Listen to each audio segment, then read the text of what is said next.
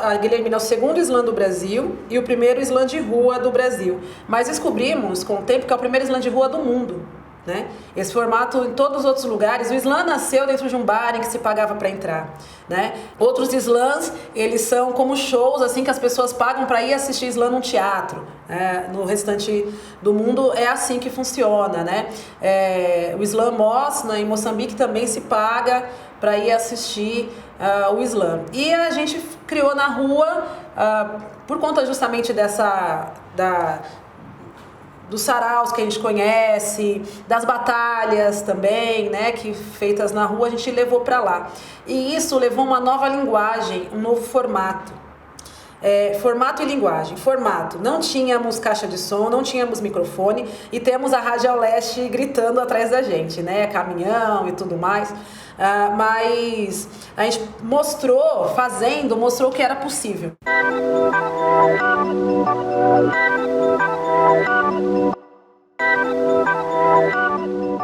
O Slam da Guilhermina, ele surge em fevereiro de 2012, né?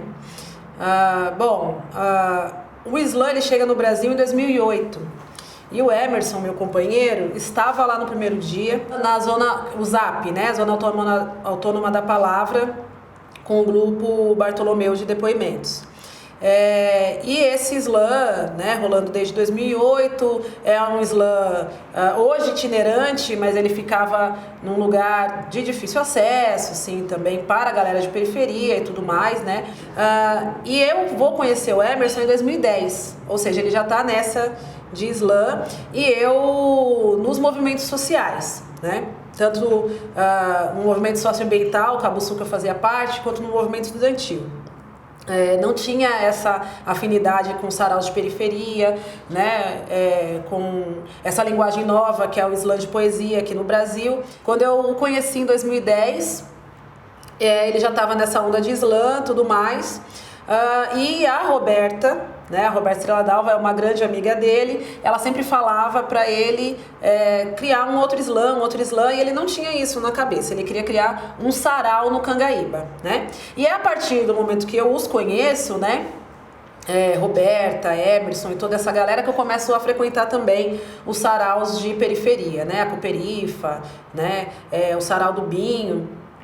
E o Buzo, né, onde eu ia muito também, né, na livraria Suburbano Convicto, né, e como ele me conhecia e ia para minha casa, né, no Jardim Samara, tinha que descer no metrô Guilhermina e atravessar a praça para pegar a perua, ele começou a ficar olhando aquela praça, né, e achando um lugar interessante para se fazer algo ali. E aí a ideia do slam se uniu, né, e o Slam da Guilhermina, ele é criado, então, ele comenta com o Vander Tchê, né, um outro camarada nosso das antigas, e o Vander vai e meio que empurra ele, fala, não, vamos começar já, né, e já grava, né, fizeram uma gravação, vamos ter aqui o primeiro slam de rua, tal, não sei o quê, e aí nasce em fevereiro de 2012, 24, se não me engano, de fevereiro de 2012, o Slam da Guilhermina, né, e eu fui como uma espectadora no primeiro dia, no primeiro mês. No segundo mês eu já quis fazer alguma coisa, né? E aí eu entrei como videomaker. A minha ideia era contribuir com o que eu sabia fazer. Pois em 2011 eu já havia feito um filme sobre o meu bairro, eu dirigi, né, esse curta-metragem. Eu falei, bom, eu vou entrar então com a minha expertise, né? E fazer contribuir, né, jogando nas redes e tudo mais, o Slam da Guilhermina. O fato de se fazer na rua, aí é justamente era uma quebra mesmo, assim, né, para colocar num lugar acessível, né, a Guilhermina, ela tá ali, né, é do lado da praça, apesar de não ser um bairro muito movimentado, né, e não um bairro também com tantas atividades culturais como, por exemplo, a galera do Itaim, a galera do Cidade Tiradentes, a galera de Guaianazes, né, que são também bairros periféricos da Zona Leste. A Guilhermina não tinha esse movimento, mas ela é de fácil acesso para a galera de todos os bairros de São Paulo, né? Porque você desce ali no metrô e já está na boca do metrô, assim, né? Então, por isso, fazer ali, acho que isso também é a fórmula do sucesso da Guilhermina, né? Poder agregar, né, São Paulo toda ali, né? Tem gente que vem de longe da região metropolitana, de Guarulhos, né, do Grajaú, da Zona Norte, né, para estar ali na Zona Noroeste também, para estar ali no Islândia Guilhermina. Justamente pela falta de acesso, né, que a gente tem a bens, equipamentos públicos, de cultura, tudo mais, né, e também a violência de Estado que é infligida sobre a gente da periferia, né, o machismo, o racismo, tudo isso também se tornou ali uma válvula de escape, um lugar em que essas discussões, né, são sempre levantadas.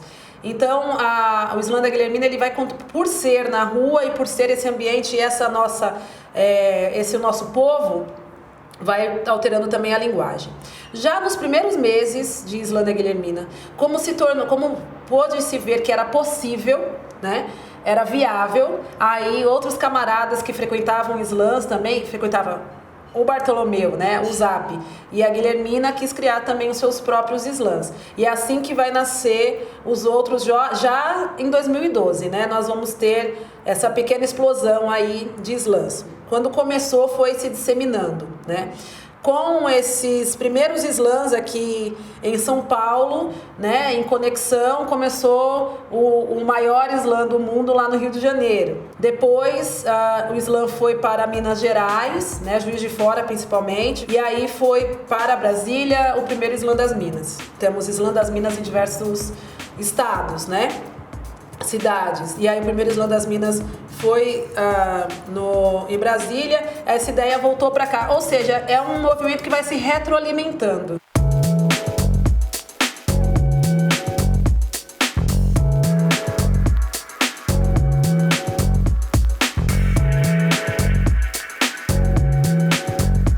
Coloca o movimento social em primeiro lugar, a luta de classes mesmo, né, a tentativa de uma mudança na estrutura mesmo dessa sociedade, dessa estrutura de dominação e tudo mais. Em 2005, através da organização do Movimento Negro Soweto, eu vou conhecer o CDC Vento Leste, que é onde está o meu grupo de teatro, né? Hoje, meu grupo de teatro. A minha formação não é uma formação artística, né?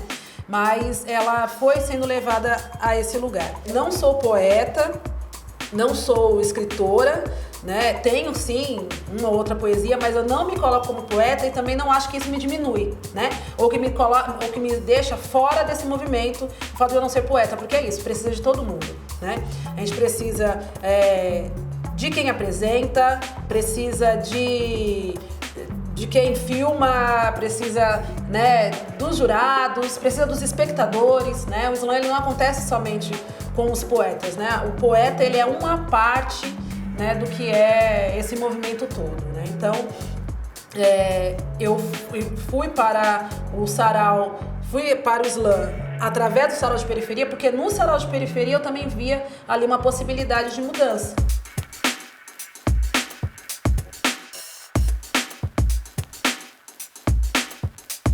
Quem trouxe o slam para o Brasil foi uma mulher preta, né?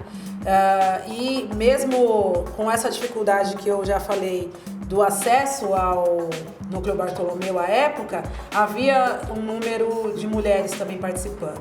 Porém, como o slam de rua toma essa característica, empresta muito do sarau de periferia, aí era um lugar com poucas mulheres, né? Porque veio um lugar do movimento do hip hop e isso vai fazendo com que o slam de rua também tenha essa característica mais masculina, com mais um número, uma presença maior de homens no primeiro momento. No slam interescolar, a gente vê uma chuva assim, de mulheres, né? Essas mulheres que estão no slam têm contribuído tanto com as possibilidades mesmo, né? Com os seus exemplos, têm contribuído tanto que nós vemos dentro das escolas um grande número de mulheres participando ativamente do slam, né? De meninas, né? Isso tem sido pra gente assim um grande orgulho também. Entre versos avessos, eu me meto, quem diria, a recitar uma poesia, em meio ao caos e ao difícil cálculo da mais-valia. Mas eu quero falar da lama, da pá e da enxada, das máquinas que, quando paradas, não são nada. Nada se compara à força motriz do homem. Subordinados àqueles que não valem o que comem, muitos são os que não comem tudo aquilo que valem.